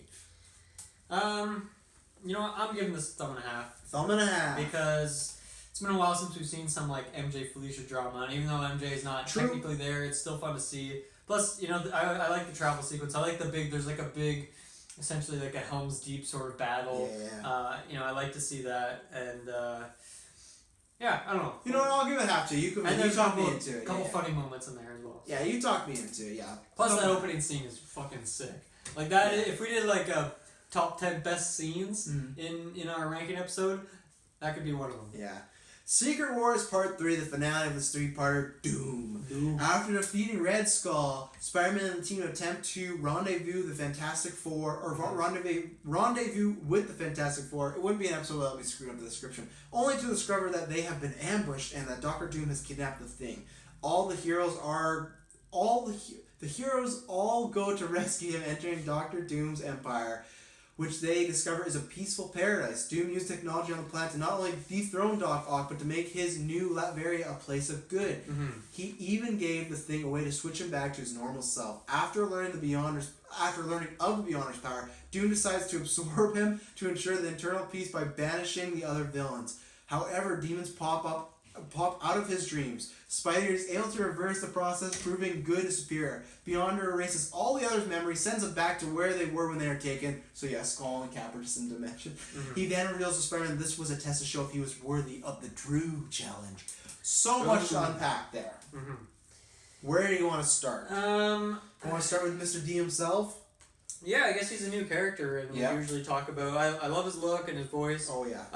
They're both good, and he's a really fun character in this episode. Even actually, I think overall he's a fun character. You wanted more though, I can tell, right? This could it's already a three-parter, but it almost could have been a two-parter. The Doom one had another. That's what I mean. That's where I think that a lot of this feels rushed. That's where Red Skull just disappearing, the villains in particular feel rushed, and even I feel like Storm doesn't really get a moment in this at all, and I don't even think she's in this one. Is she? I think they're all. She might have been mentioned, but I'm pretty sure that. No, they all are because he captures them all at one point. There is because it's the thumbnail of this episode. There's a lineup of them all together before Doom does that thing where he puts like the red parasites around them. Like, I think she shows up like after though. Yeah. Like her Cap and Iron Man for some reason aren't there at the start. Like again, what were they doing? It made no sense. This is the only villain you have left. So you know what happened in Two Towers? Legolas, Gimli, and Aragorn. They went to go find Pippin and Merry. They didn't just be like, oh, I'm sure they're fine on their own. They know they couldn't help Frodo, but at least they tried to get that team. This team, they have no plan whatsoever, but they're still bopping these villains. Yeah, they pretty much are. But yeah, I like Doom. His intro scene is pretty cool, where the team goes and they're like talking to him, and he's like very charismatic. Oh yeah. He has I think I wrote down one of his quotes here. Wicked hair. Wicked hair. Let me find this quote. It's like a hairy. Now I'm as pleasing to look at as my benevolence is to behold. Thought that was a great line by Doom. You know when there's those lines that you just gotta go back and listen to it a couple times. That was one. That was one of them. So I really like Doom, and I like that he was kind of playing them a little bit. He obviously had played Thing. The rest of them weren't really buying into it much at all. But I like that there was kind of two sides to him, and he was trying to make it seem like he was a good guy, and he was doing good for these people, and he was, without him they would perish anyway, and yeah. So I thought he was pretty fun, and he was. And that's classic Doom. He's never just... And even in his perspective, he's never evil. Like, there's been versions, one of my favorite versions is he saw one time in the future, and the only way, like, Earth survived was he was the leader of it. So he's never mostly powered by, I just want to destroy and take over the world. He wants to do that, but it's like a Thanos thing of, I see it as this point away. We shouldn't kill off half the people, but it's like, oh, okay, I see he's trying to save everybody. So I did like that he wasn't just Red Skulling up or he was very, just had this nice facade when they all came in, and obviously as us being adults, you can't trust him. But as a kid, you'd be like, oh, who is this guy? Like, is he I thought they played it off really well, everything. And like I said, wicked hair. He had like this, it was red hair, but it was like lower, like in tone, and then he had like, he took like his left and right side and he spiked that out, and then the top was spiked out. It was. And then he had like the classic, the lower like line of his hair is like the gray, like the Doctor Strange sort of thing. And I think Tony Stark has that at some point too. I don't recommend that for the movie when Disney gets the right to him. Let's not give him that hair. It's hard to pull off for sure, but in these animated shows it looks pretty cool. He gives some layers. One thing is, so it's really funny, before they actually get to New Latvia or whatever it's called. Latveria. The team is walking there. It's the team, him and Fantastic Four, and I think Lizard's with him as well. He's like the other guys with them. Yeah. As they're walking in, Spidey's doing like this journal log, like a voice memo journal log, and he's like, memo log 52. So clearly he's been doing a lot. They've been there for a while. They're super annoying. Like he's just like quipping, he's making little puns, describing them like as they're just walking up to places. And if he had he's done at least 52 of these, I would be so annoyed by that. I'd be annoyed by that probably after like 3 or 4 of them, but he's 52 of these in. I kind of wish there was more of them in these episodes because it's so random. It was a funny thing to just toss in there, right? Because he's never done anything like that before. No, I feel like this would be the place to do it. You're on an alien planet, but still. And funny detail to add in there. The other heroes can't go anywhere because they gotta save this planet. They can't leave, right? So they just gotta sit there. They have to pretend that it's not annoying them either because he's their leader, right? And they can't turn against him. And because they were annoyed a little. Some of them were a little annoyed at the first episode, but they got over it quickly. Other than Human Torch and the Thing. Again, like he brought you into this death zone, and now he's just like making a podcast on the side. It's like, shut up, Peter. He's one of like. I love him in this show for like a fun when we talk about, but really he's such a shitty guy. He's such Sometimes a shitty he has a very small concept of people around him. Like he's quite narcissistic at times, right? Oh yeah, so good. There's a pretty interesting battle between Doom and the rest of them because Doom is kind of infused with the Beyonder's powers, so it's not even really much of a fight at first, even at all. He just kind of takes them out. He ends up getting taken down by a quick gunshot from Thing. Yeah, not how you would expect him to get taken out. If you haven't seen this episode, Doom created a gun just to suck up people's power. And it literally sucks the person into their body. That's what he did to the Beyonder. I don't even remember how he got to the Beyonder state. I know he teleported where Madam Web was, but I don't remember how. It's just Doom's that powerful. He's like, oh, I found the Beyonder and did it. But yeah, it's all... The whole thing is like, we talked in the description there, but the Thing is completely on Doom's side because... They don't set up, but the Thing in the comics is always, I want to be back to regular form. So Doom does that for him. And He's always the ability to switch back and forth. Yeah, and he's always just like, oh, Victor's such a good guy. Look what he did for me. And then they make some like blood pact that like he would never hurt him, and then Doom would never lie to him or something. Like it's not an actual blood pact, but yeah, I don't really know what Doom like. I don't know what leverage he really needed to keep Thing on his side, but he for some reason established that anyway. Oh, sorry, it wasn't lie to him. He said he wouldn't hurt his friends, and he didn't hurt them. Never technically, he would just make them. Except for the one time that he put them into like a mountain that was falling on top of them. Yeah, that's kind of stretching the rules a bit. Yeah. But at that point, he had kind of been pushed over the edge. It was a do or die. Like these people are against me, but really, you know, he kept his word to the most part, Doom. So, and then what happens is Thing gets the gun, and they're all getting beat, and then he from behind just hits him, and then that's the end of it. There's no seeing Doom destroy it. Just everyone's gone, and then Beyonder just gives a bunch of exposition of like pretty much Wikipedia. He was explaining essentially what was happening, why he was doing it. Yeah, it's kind of a strange ending because you don't really see what happened to Smythe, Red Skull, and I guess as you said, like all their memories got wiped. So my question is, what happens to the people or the aliens rather of this planet? I took it as does it get reverted? Yeah, that's what I took it. Like none of this ever happened. It was just a game or a test. Because I mean, at this point, all the bad guys are gone. Like they could just rebuild. Yeah, but that was a lot shown. Yeah, rebuild, but that's a lot of rebuilding. They showed that their planet was looking great, and then when they're like a year later, there's fumes, buildings are all gone. So at least give them. But I don't know. Maybe Beyonder didn't bother doing that because obviously he's getting weak as this series progresses. Well, I guess you actually don't see it in this trilogy that he's been getting weaker. You see it in the next 2 episodes.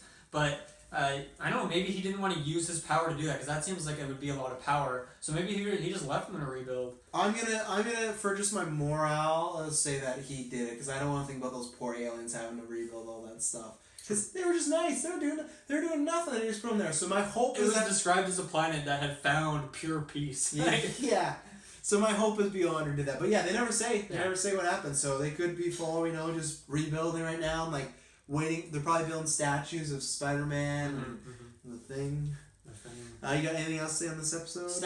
The Thing is a statue in and of himself. You put a rock there, and it's the Thing. So that's an easy one.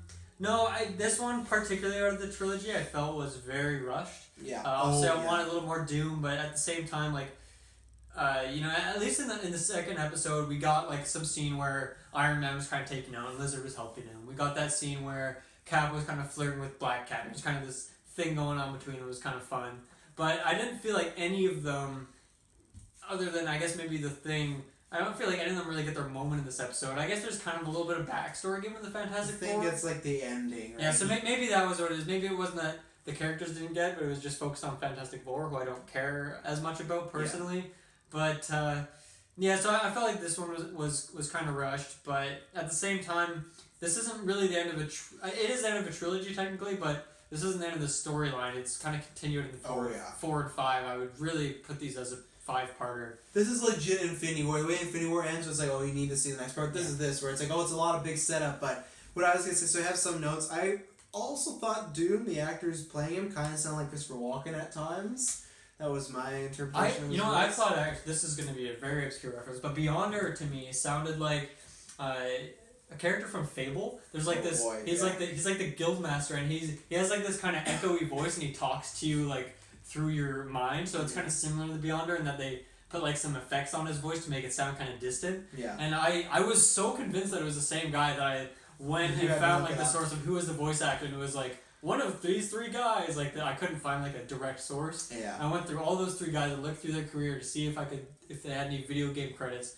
None of them were in Fable, so I was wrong. Yeah. But yeah, I was getting mad Guildmaster vibes. That would have been a great way to bring it all home. The other ones I have is at the beginning of this episode, Fantastic Four. They get captured first to go to Doom, because obviously that's how he gets a Thing. They get taken out by those big robots. Spider-Man and Lizard defeat those robots by themselves. So that shows how weak the Fantastic Four are. Yeah, and that's... The Lizard took out one robot, he caught a robot's arm, and he swiped it and he disabled it. The Fantastic Four couldn't even do that. Yeah, that's a weird one, because Human Torch in concept should be pretty strong, but I've never really seen that demonstrated in any medium that I've seen him in. And Sue Storm, I think she has really good powers, but I feel like maybe it seems like she's limited in how much she can use. She gets really weak, and they don't play that much. Every time she that makes sense. That makes sense. And then Mr. Fantastic, really not that great. But it's pretty niche ability. He's smart, which helps. Have you seen in Marvel Alliance though that when he gets a little ball and rolls around though, that's pretty strong. Yeah, but have you seen in Marvel Alliance Doctor Strange's grab? Because that is a bigger spin than that. That needs to happen. That and the box need to happen in the Doctor Strange sequel. Honestly, in hindsight, I'm really salty Doctor Strange wasn't in this episode as one of the team. He really should have been there. You're not wrong. Dormammu and Strange, that would have been a great thing to throw in here. And then, so when I was talking about that blood pact, I forgot there was a quote here. The thing was like, I don't want you to hurt my friends. And then Doctor Doom's like, you have my word. And the thing's like, good enough for me. It's like, man, is the Thing done? He's been fighting. He's pretty thick-headed. He's been fighting Doom for, we would presume, at least a few years. He's their ultimate rival. And she's like, you have my word. Good enough for me. God. So here we go. We're into the penultimate. Well, what do you give? What do you give this episode? I'm actually gonna give it a medium thumb because I thought it was kind of messy. It's gonna be in between. It's gonna be like 45. It's gonna be in between medium and up because I did feel like it was a bit rushed and there was more potential there. But at the same time, there was still some cool stuff. I'll give it a full thumb because there's been no medium as far as, I won't count video games, but as far as TV and movies that have done Doctor Doom right, other than this and maybe I think he was maybe in the Avengers cartoon. Because the movies, he's just done awful, even though I love Julie McMahon. So I give it a thumbs just for, if I want to get my Doom fix, this is about the only thing I can watch and being like, oh yeah, I like Doom. My condolences to you. I can't wait. I cannot... Until Feige gets his grubby hands on. This deal needs to go through. Like, it needs to be done. I just need Doom so bad. I just need him in these movies and a good Doom. I need him, the Thanos treatment, so... Here we go. Here's the penultimate episode for the TV show. Spider-Wars Part 1. I really, really hate clones. This is based off the Clone Wars. Well, not the Spider-Man, the Clone Saga, which is a very divisive comic book thing. Some people think it's lame because if you've seen these episodes, that's what the comic book is like. It's very trippy. It's very like that. I've always loved it. I'm the guy that's been pitching for years now. I need the Spider-Man with Tobey Maguire, Andrew Garfield, and Tom Holland. Let's do it. And this guy. And everybody. And even the one from the video game. And Spider-Verse. Let's just get them all in there. Spider-Man is taken to an alternate dimension where, due to a series of events, its native Peter Parker has bonded with the Carnage symbiote to become the maniacal Spider-Carnage, who has devastated and demolished New York City. With aid of the Kingpin, Alistair Smythe, the Hobgoblin, and the Green Goblin, the Beyonder tells Spider-Man he is to lead a group of Spider-Men from different dimensions to stop Spider-Carnage from opening up an interdimensional hole and causing an explosion that will destroy all realities and dimensions across the multiverses. Unfortunately, one of the Spider-Men is suffering from a 6-arm mutation and he turns into the feral Man-Spider. I do like Man-Spider's use in this episode. That's what I love about these last 5 episodes though, like Black Cat, the Slayers, Man-Spider, like everything we almost joked about was being represented here. So well, I like that one was like, it was the same universe, it was just that time. It was from like season 2 when that happened. Yeah. Whereas a lot of these are just like what could have been, right? If this episode was any longer, I wish Spider-Man would have took that guy's side. I'm like, hey, so this is what's gonna happen in your universe coming up. Don't marry that first MJ when you find her. Don't marry her. She's not real. Not real. Unless you really like water. So what do you think about this episode? Because obviously I talked about this a lot as far as I'm a big Ben Reilly fan. I talked about the Clone Saga. This is like your first dipping your toes in the Spider-Man clone stuff. What do you think about that? I mean, I thought it was a lot of fun as well. Like, it was... It's wild. Yeah, it is wild. And I don't know, not all the Spideys are necessarily, like, I look at Into the Spider-Verse is just about to come out at the time of recording this. And, like, I feel like there's some connection I have with all those characters, or I want to find out their story. Whereas there's, like, one of these Peters is just, like, a Peter who never got powers. And one of them is just, like... I loved it, though. Like, I love their reveal, because I actually forgot about that. Yeah, it's... I don't know. I really like Ben Reilly. I thought that was really fun to see, especially because that's a Peter I've never seen before. That hair, that pure blonde hair. That's a new one for the show too. That was his decision. Like, yeah, I love to talk specifically about making that choice. I love to when he cut it. He left like the one little strand always, and then he combed it, and then it was still there. Great, a little cowlick.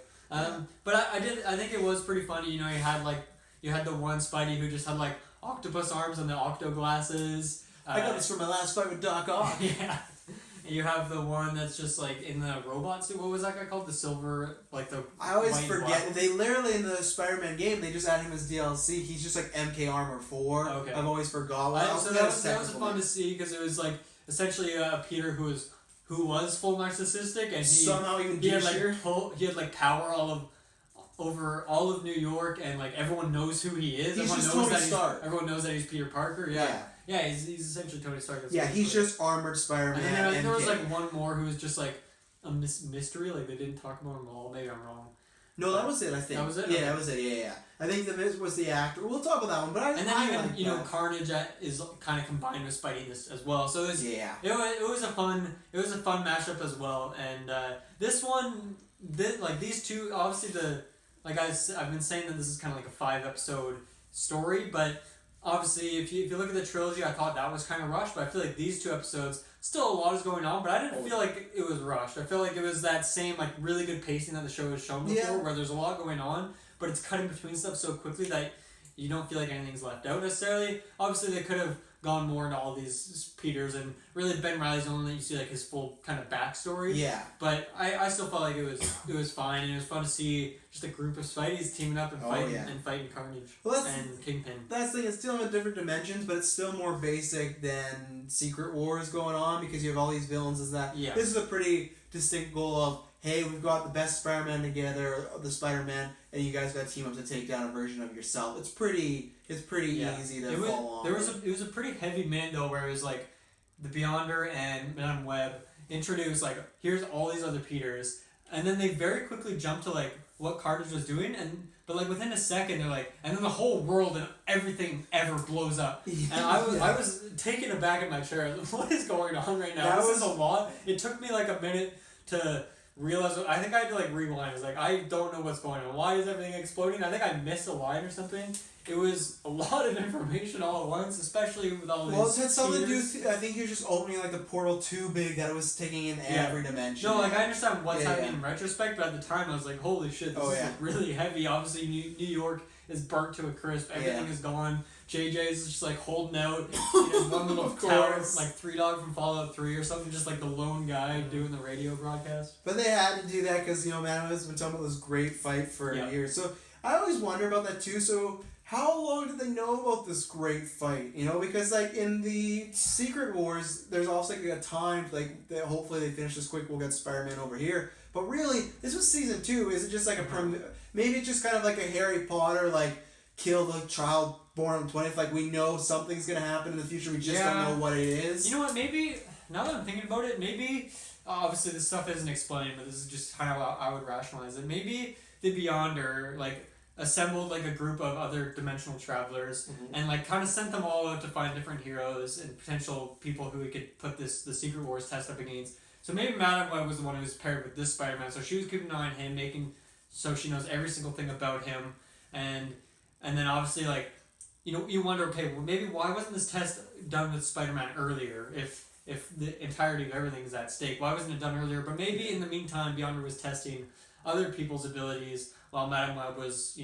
finding out if Spider-Man was a good opponent for the Secret Wars. So maybe that kind of explains it, and why she's waited so long, or why they've waited so long to actually jump into this battle. Yeah, there's a lot to unpack there, but we don't have those answers.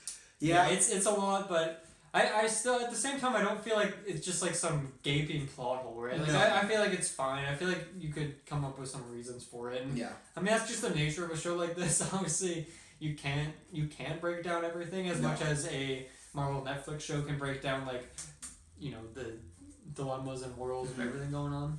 And obviously this is interdimensional, so there's just infinite possibilities. It's a lot you could go into if you chose to. Yeah. No, of course, like I've seen these episodes before, but I'm always excited. There's not much Ben Reilly content out there. I'm now a huge fan of the Scarlet Spider costume. When I first saw it in the Spider-Man game, I was like, I don't love it. I don't have the context that you and Kirkland had, but I'm really digging it now. It's a really cool look, and I mean, I ended up using it in the game as well. I really enjoyed it. Well, and I understand. I think there's some people. Well, I guess it's just the idea of like left field don't land because he kind of represents it's similar to Clone Saga where he's a big portion of it. So I get it. If you don't like Spider-Man clones, then this is not for you. Or someone that does, I like that idea of he gets cloned and both of them don't know which one is the clone. At first it looks like he's the clone, so he decides I'm going to take a new identity, be a different Spider-Man, but then it's midway revealed that, oh, you might be the real Peter Parker I feel all the time. And like that, especially with something now, Spider-Verse hits and they're doing like these spin-off movies, and I wonder how that would work if they could make a Spider-Man movie with Ben Reilly but not Peter Parker, like live action. But I think that's something live action, if done well, could be like a fun like thriller way of well, that's what like I mean, really, this Into the Spider-Verse is kind of breaking into, right? Yeah. As having Miles Morales as the protagonist Spider-Man. Obviously, Peter's still in the film, and then even that's something that like the game, the Spider-Man game might be setting up. Oh, like yeah. maybe Miles is your main character in the second one, or maybe they play off each other or Yeah. something like that. But yeah, so I think Ben Reilly's the next step. He's kind of, would you say he's kind of like the third most popular other Spider-Man? I guess maybe Spider-Gwen is. Spider-Gwen's definitely taken over now. I'd say it's him, and the other one that people have love for is I'd say he's probably fifth because Spider-Man 2099 people love, and I also think because he's of Hispanic descent, I think he'd have more option because at the end of the day Ben Reilly's just a blonde white dude. I think they like trying to spice it up a bit. And then I think with 2099, that could create a really cool, because he's from the future, it's all, but I think at some point, and I hope in my life before I die, I see either Into the Spider-Verse or live action, because I just Into think the that Spider-Verse, idea that's is why fun. this is so interesting, because it's obviously doing this kind of Spider-Wars sort of comic somewhat, and then it's also, having like a different protagonist as a Spider-Man, and I think we'll see it, man. I think we're getting to that point where like you can do, like, I think people are well equipped enough. Maybe it's just because I've become a lot more knowledgeable on Spider-Man and his other like the other Peters. Well, I guess we'll be telling, because like versions when we were recording this review very well, we'll be telling us how it does financially. That'll be like our mums and people like, will they get on board like mainstream, right? Or will they be like, why is there a pig as Spider-Man? But for me, like I like Ben Reilly, but I just think that idea is cool. Of there's a clone and you don't know who's like, that could just be, I think, a fun cat and mouse game. But so yeah, that was I don't have too much more on this. Yeah, once again, this is kind of a setup. Yeah. Green Goblin and Hobgoblin are kind of the Goblin main. War's back. It's them, and then like also Kingpin. Those are shown as like the main guys that took out New York in this timeline. Goblins are complete lackeys though in these episodes. Like they're working with Kingpin, but they're just go out and get. No, I don't think they're working with him. Were they? I thought they were just kind of doing their own thing. Because I don't. If they work for Kingpin, Kingpin doesn't want to destroy New York. He wants to own it, right? Whereas Hobgoblin does want to just destroy shit. Yeah. He just, I guess, Hobgoblin, I mean, his motivations have always been kind of whack. Like, sometimes he just wants money, sometimes he just wants to destroy shit. You never know, But I don't think Kingpin's the kind of guy who would destroy New York unless... Fair enough. I don't know, unless he was really pushed to the edge, but I feel like he always has that feeling like, I can take down Spider-Man. I just feel like he's worked with the Goblins before, and maybe it started as like, hey, we'll work together, but then the Goblins are just like, we're going to do our own thing. So, because the Goblins, even Norman, you never know if he's coming or going, right? Yeah, but we never get confirmed if that's Norman under there. That could be Harry. Yeah, that's true, actually. We don't see that in this episode. We don't get any sort of those character moments, unfortunately. I really like this episode. I would give... Well, actually, no, it has to be Norman, because... No, I know how to counter you. Is it because that's a different universe they go into. That's Armored Spider-Man. Right, you're right. This one's Ben Reilly. Yeah, that's the other note I had. I liked that he was just like Tony Stark, like he's an asshole and just like, I don't know failure, and and very cocky. Yeah. It was fun. It was good because he was like, obviously he's not a bad guy, but just to have that kind of jerk on the team. It's good because you could see how like through some series of events how our Peter could get to that point, because he, even from that very first episode, is very cocky. Very, very cocky. Well, it's interesting because there's more stuff I want to talk about him, but obviously it's a big reveal in the next episode, so I'll wait. What would you give this episode?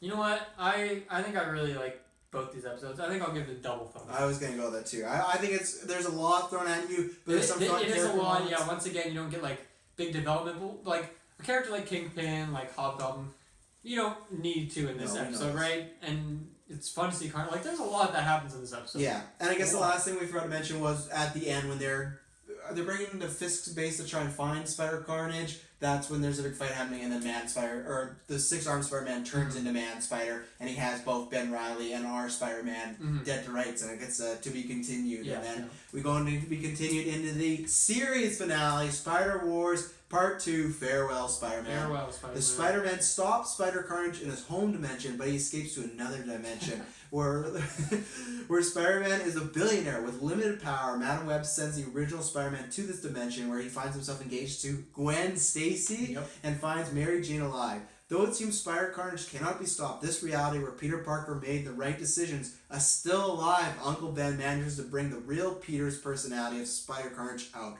But the symbiote is too strong. Spider-Carnage jumps into an unstable portal that destroys him. When all the Spider-Men are returned home, the powerless one explains that in his world, he's an actor who portrays Spider-Man that is a fictional character. Spidey journeys to that world where he meets his creator, Stan Lee, and takes him web swinging as he thinks creating a Madam Web, then takes Spider-Man to find Mary Jane as his payment for saving reality. One of these classic Wikipedia things you never know if you're going to get a plot and the whole thing.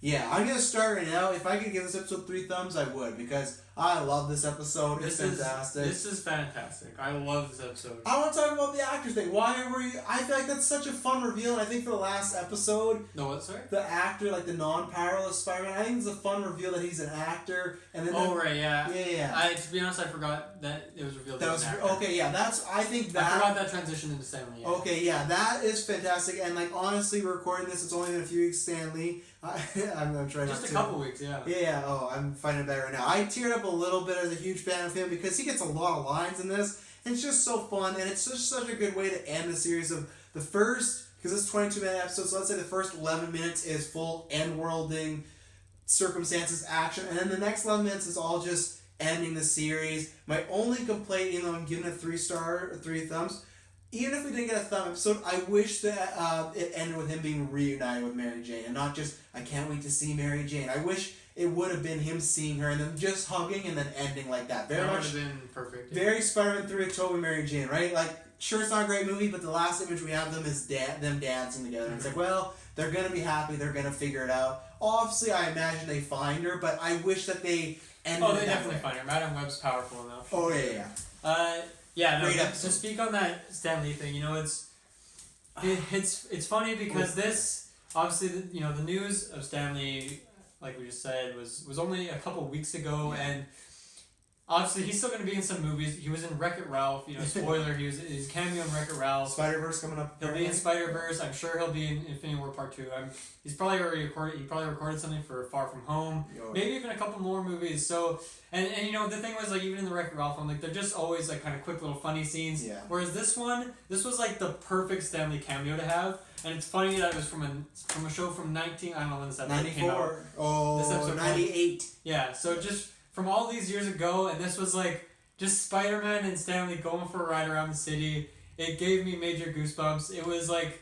It was not what I was expecting, and it was so perfect. I love that ending so much. And, yeah, I think what you just described of him hugging MJ would have been a perfect send-off, but I'm not complaining with... Yeah. Because, with Madam Web, I'm 100% confident that the next place he arrives is seeing MJ. So, it is such a perfect ending. I couldn't be happier. So many shows end in a disappointing way or end in a cliffhanger that's like, I really do need to see what's next, but this show, I don't need to see what's next. I'm totally happy with where it ends here.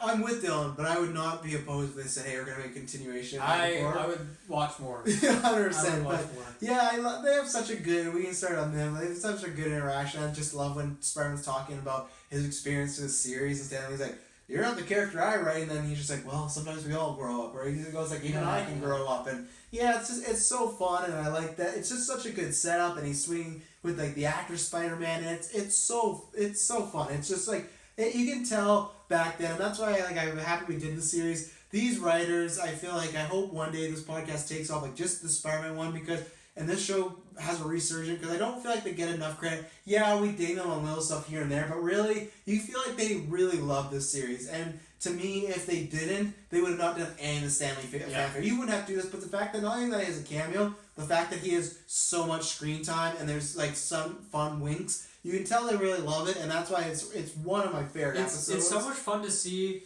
Obviously a show like this, it's so much easier to be incredibly creative. You can go to so many lengths. That's where you see things like this happens in this show. We see the Spider-Verse, we see Secret Wars. Yeah. There's just an episode that has all of the X-Men in it, right? Yeah. And that's what people say about Spider-Verse. It's like, because it's animation, you can just go buck wild. And then, the first season obviously is very much just kind of intros for characters, and then it's funny seeing all of the seasons how it like just takes different characters and pairs them with one another. Kingpin's always there. Like there's such a, obviously Spider-Man has tons of villains. There's such a, like, yeah, you can see the love in these episodes, and it just shows like really how much you can do with a show like this when you don't have things holding you back, like the rights to certain characters. Yeah. Because you know, in this show, like, it doesn't feel like there's any characters holding them back. It feels like they can do whatever they want. Yeah, it didn't matter back then.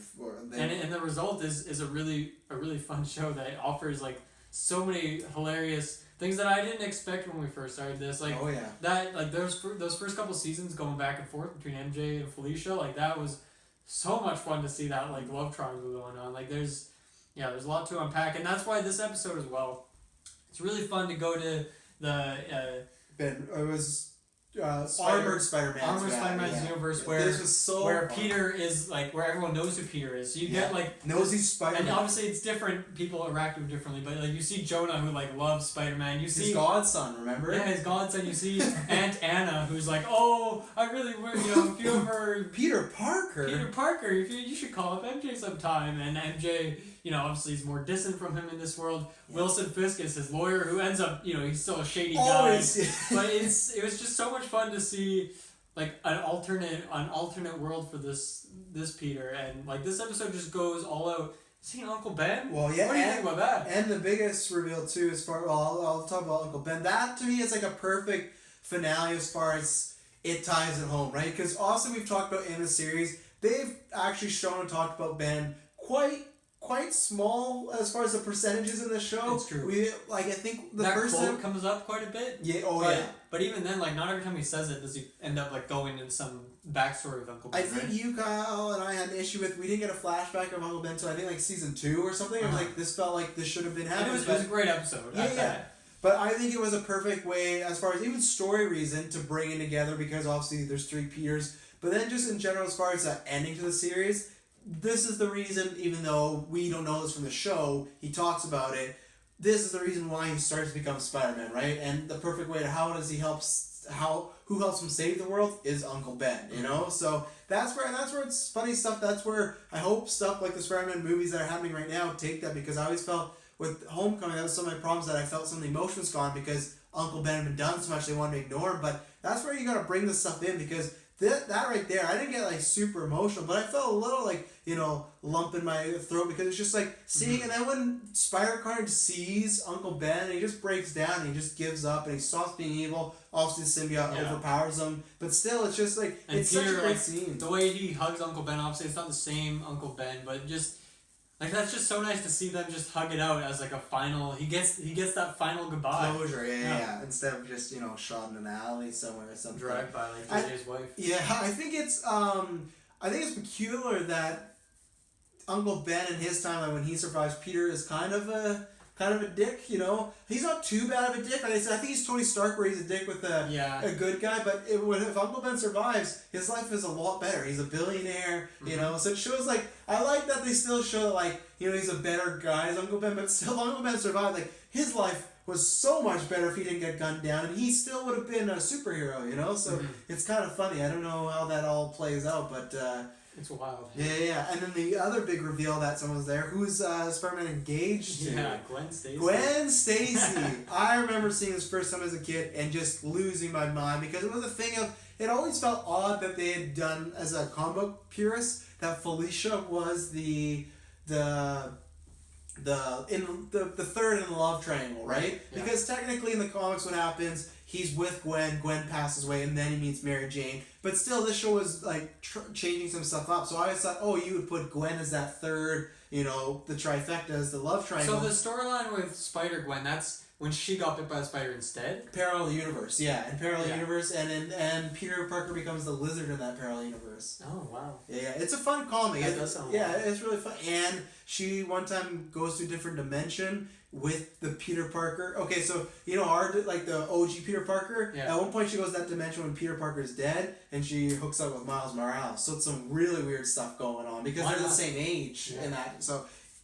time travel, it's great. Very cool. I think that's another fun, just Easter egg thing of, if you're not a fan, you're just like, okay, this is some girl he's with. But if you're a fan, obviously now, especially if you watch it now since the Amazing Spider-Man movies, Gwen Stacy's a big character. It's such a fun little niche. Yeah, it's one of those things that doesn't feel like, oh man, I would have liked to see more of that character. It's just like, nice, they threw her in there in the end somehow. In the very last episode, let's spin Gwen Stacy into the story. It's very perfect. And I still haven't, when I watched my experiment and then these, I still haven't got over the fact, like, I have a daughter named Gwen, and it's still weird to have characters say that, so that dawned on me today, but she's the reason she has that name, so I was very happy to see her again. And Mary Jane obviously is not with Peter in this. I don't even know why she's in that lab. She's just kind of like, hey, Peter, it's good to see you. They literally just had her in there because, like, they want to establish that she's also kind of a little, she's a model, and she's kind of a little bitchier, I'd say, like a little more, like, she was just like, the party can't start without me, remember? Like, she said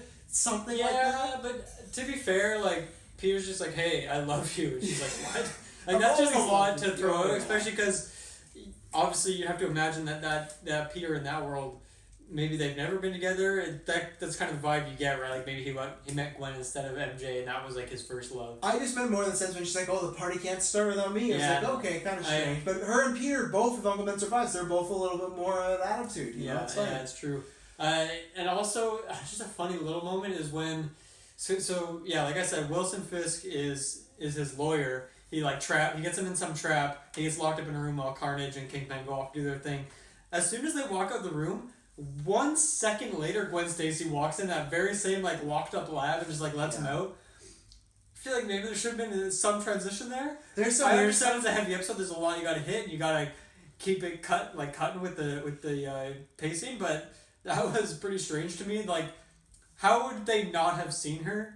The other one that's funny to me with Gwen Stacy is right after the MJ scene when he says he loves her. Gwen's like, oh, so you love her, right? Yeah. And that's when everyone comes in, Harry, Robbie, they're all just 20 people. And then he's just like, come on, guys, the party has to start. But it's like, Gwen would still be like, hey, like, we gotta talk. What happened there? But they all go to the party.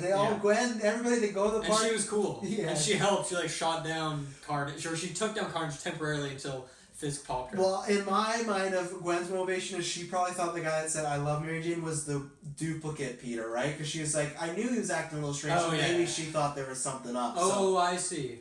Yeah. Oh, okay, when she said it, I thought he was acting a little strange. Okay, yeah, no, I get it. Yeah, I thought that too, that she knew it was a different dimension Peter, right? That's what I thought at first. But the other thing I forgot, we should have set this up because it didn't say in the description, Spider-Carnage's motivation, in case you didn't watch the episode, they talk about it. He somehow gets linked up with the clone maker that was responsible for making Mary Jane's clone. So he got linked up with his dimension. They don't divulge that. Just Peter gets with that. They clone them. That guy was busy. That guy is very integral to the punching plots of the show. So Ben Reilly gets out. He has no memory. Peter Parker gets out, and he's Spider-Man. Spider-Man as Peter Parker hates Ben Reilly and hates clones, and then he hates him even more when he finds out he might be the clone. So his whole thing is just to destroy Ben Reilly.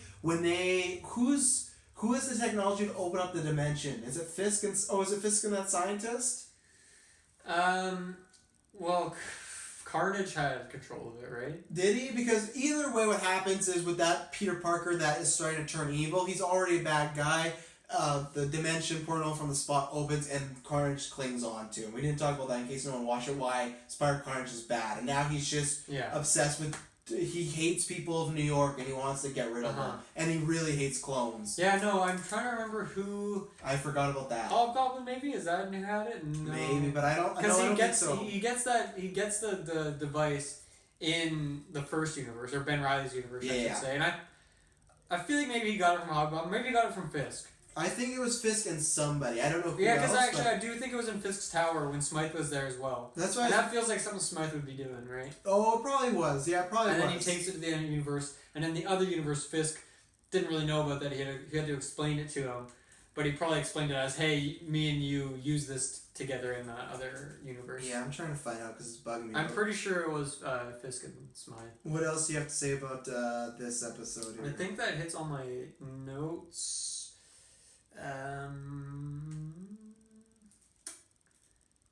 Yep. Oh yeah, the one thing that I really liked is in Spider-Man, Iron Spider, whatever that universe Armored is. Spider. Yeah, eventually he mentions earlier that he has a spider bot. Yeah. And at first I was like, what is that? Like some drone or something? But then it's essentially like a what do they call the Hulkbuster? That was what they call it? The Hulkbuster. Yeah, it's just like a gigantic Spider-Man suit, and it follows Spider-Man's command. So there's like this funny back and forth where Spider-Carnage is like giving some command to, you know, take a hold of Spider-Man, but then Spider-Man's like, no, put me down, and it's like it's back and forth. But it was fun to see that gigantic robot. He just had big chillin' just for when he needed it. Oh yeah, and then I like that they both had the same voice and they could use it. I like that Spider-Carnage had the OG actor's voice, but it was like Carnage-ized. I like that. And he was doing some intense crying voice acting when Ben showed up. Man, I found out the guy who opened the portal was Fisk, and it was the I can't remember his name, but the guy who's the Spot. So in their universe, he probably wasn't the Spot, right? So they it did look pretty much like it was so it was Fisk and that guy. Spot. So it was the OG one. So another little Easter egg. That character was in there, and Dr. Ohm, I think is one. Yeah. So he opened up the portal, and Carnage got him. I already said it. This is a 3-star. This is 2 thumbs and 2 big toes. Like, you know, obviously you look at, like, particularly season 4 is season finale. It's just like the Prowler episode. Just some fucking random ass episode. Oh, I know. So I was maybe a little concerned as we're nearing the end of this. Like, you know, it has to feel complete. And with this episode, I couldn't be happier. This is exactly what I wanted. I can happily do the rankings episode and feel closure with this this show. Well, ladies and gentlemen, like Dylan said, that's the next time you can catch us is a rankings episode. Mm-hmm. We'll be doing that. Check out, there'll be a Spider-Verse review. There might even be one a little bit earlier. We don't know. Stay tuned for that. But there's going to be lots of Spider-Man content. We reviewed the game not too long ago. And hey, we've done all the movies. We've always done this whole. I was going to say, if you like this, go back and there's playlists on SoundCloud and YouTube. You can start from the beginning. Watch the show. Mm-hmm. That's the biggest thing I say. Watch the show, because this is one of those 3. This is probably that trifecta. And one day, we've got TV shows probably after Clone Wars. We'll take a break because TV shows are big ambition. It's but pretty heavy. I would one day love to do X-Men Batman because it's the same sort of creators and producers. I'd be down for X-Men at some point. Yeah, and I know you're not the biggest Batman guy, but it's the same team that's doing all these stuff. So, and it's the same thing as big characters. These those 3 shows back in the 90s, Fox animated and Hour were huge. They were on it. Yeah, so I'm excited I was excited to talk about all these, and I'm excited that all of you joined us for the journey. Do the rankings episode. It's going to be fun. We're going to do some shout-outs, but if you don't, this was a fun one because it's something. Was a really fun episode. Yeah, it was a good one. So thank you very much. We'll catch you on the web.